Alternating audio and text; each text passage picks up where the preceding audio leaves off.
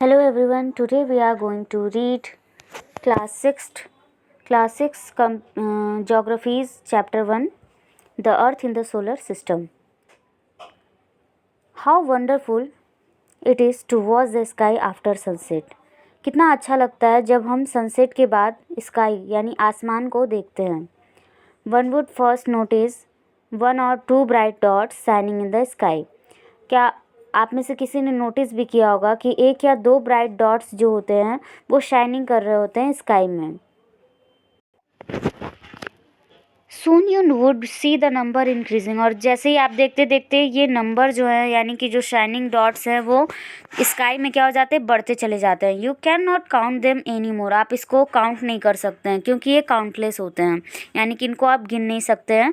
The whole sky is filled with tiny shining object, जो ये पूरा आसमान है या पूरा जो ये आकाश है वे छोटे छोटे शाइनिंग ऑब्जेक्ट्स यानी कुछ चमकीली चीज़ों से भरा पड़ा है. सम आर ब्राइट, इसमें से कुछ बहुत ज़्यादा चमकीले होते हैं, अदर डिम, कुछ डिम होते हैं. It seems as if the sky is studded with diamond, यानी कि कभी कभी ऐसा लगता है कि जो आसमान है वो डायमंड से भरा पड़ा है. दे आल अपीयर टू बी ट्विंकलिंग, ये सारे जो हैं वो ट्विंकलिंग करते हुए दिखाई देते हैं, ऐसा लगता है कि ये सब टिमटिमा रहे हैं. ट्विंकलिंग मीन्स टिमटिमाना. But if you look at them carefully you will notice that some of them do not twinkle as others do.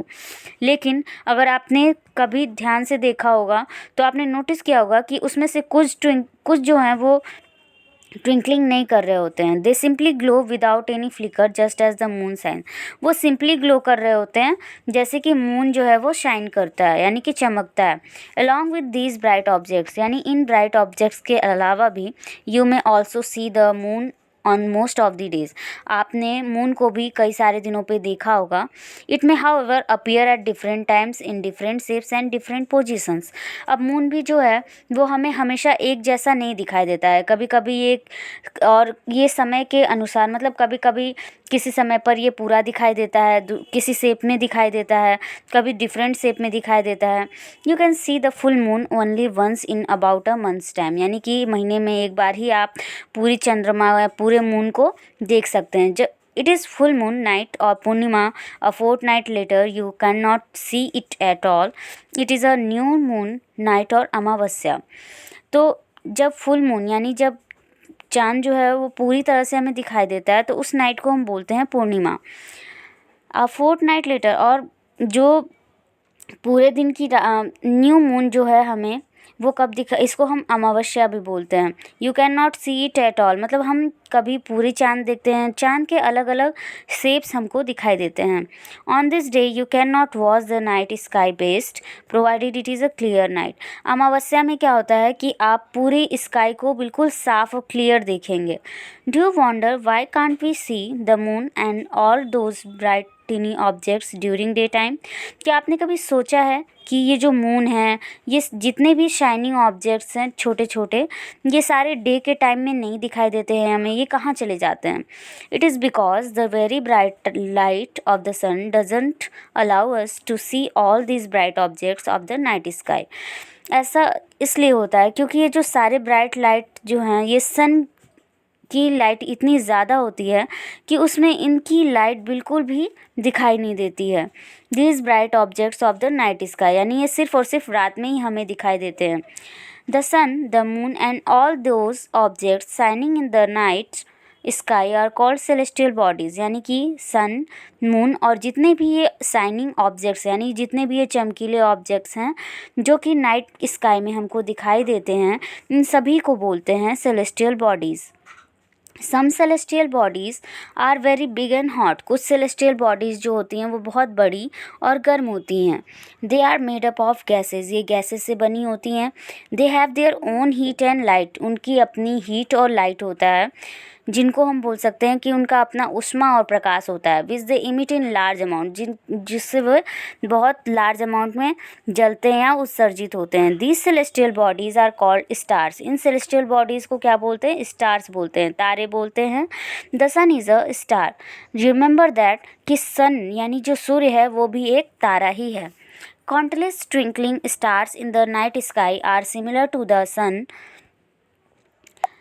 but we do not feel their heat or light, and they look so tiny because they are very very far from us.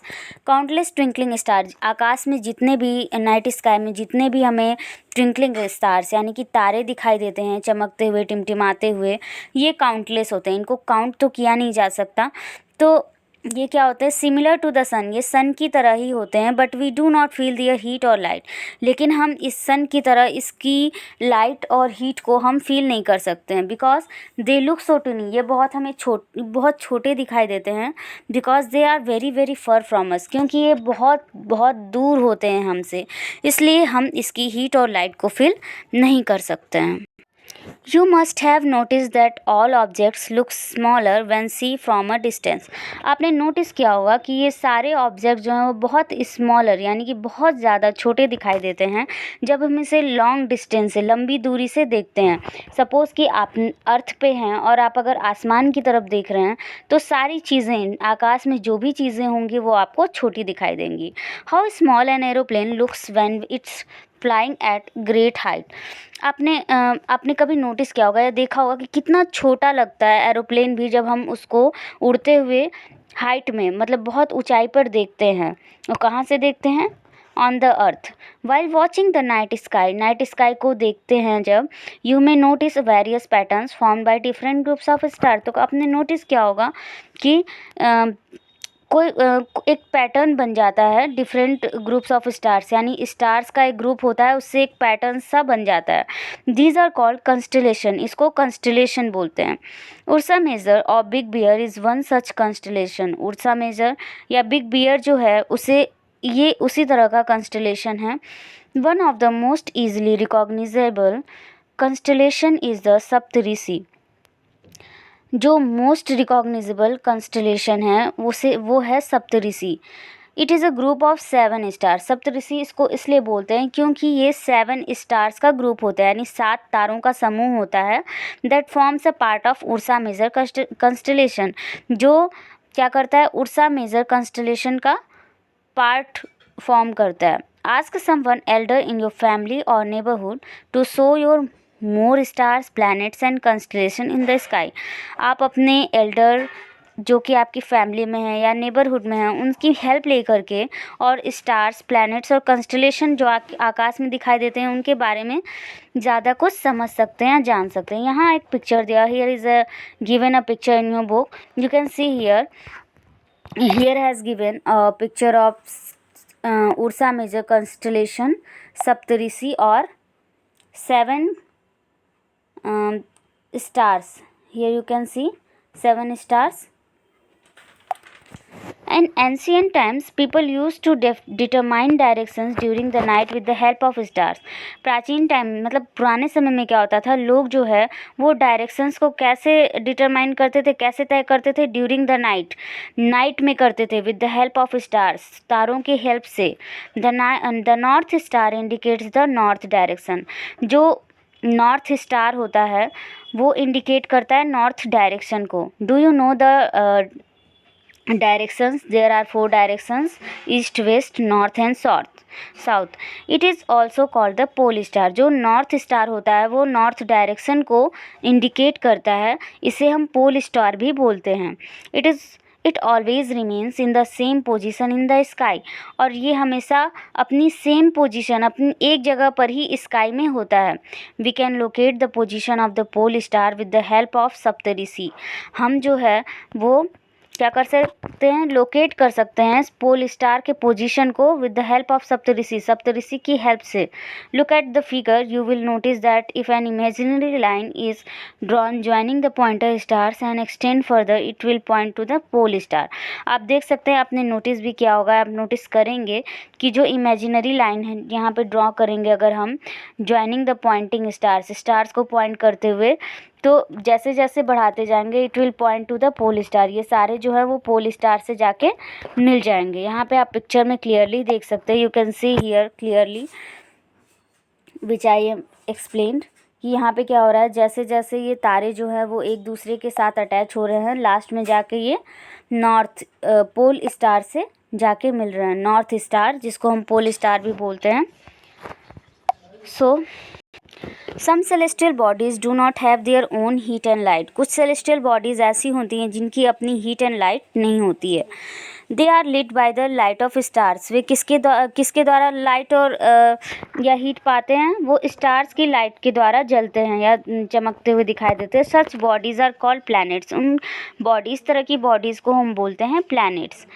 The word planet comes from the Greek word planetai which means wanderers. जो word है planet वो कहाँ से आया है? Greek word से आया है। ग्रीक वर्ड जो है हमारा प्लैनेटाई, जिसका मतलब होता है वॉन्डरर्स यानी घूमने वाला। The earth on which we live is a planet. पृथ्वी जहाँ पे हम रहते हैं वो क्या है? प्लैनेट है, एक ग्रह है। It gets all its heat and light from the sun. और ये सारी हीट और लाइट कहाँ से पाता है? सन से पाता है, सूरज से पाता है। Which is our nearest star, जो हमारा सबसे नियरेस्ट स्टार है। If we look at the earth from a great distance say the moon, it will appear to be shining just as the moon. If we look at the earth from a great distance, अगर हम अर्थ को बहुत ही long distance से देखें, से the moon, it will be appear to be shining just as the moon. तो ये क्या होगा? मून की तरह ही शाइनिंग करता हुआ हमको दिखाई देगा। The moon that we see in the sky is a satellite. Moon जो हम स्काई में देखते हैं ये क्या है? सैटेलाइट है, उपग्रह है। It is a companion of our earth and moves around it. यह कंपेनियन होता है हमारे अर्थ का और हमारी अर्थ के चारों ओर घूमता है। Like our earth there are 7 other planets that get heat and light from the sun. तो अर्थ की तरह ही देयर आर 7 अदर प्लैनेट्स, 7 ग्रह और भी हैं, that get heat and light from the sun, जो कि सूर्य से ही हीट और लाइट को पाते हैं। Some of them have their moons too. और उसमें से कुछ जो है वो मून से भी लेते हैं। In the next video I will explain the topic solar system. So thank you for watching.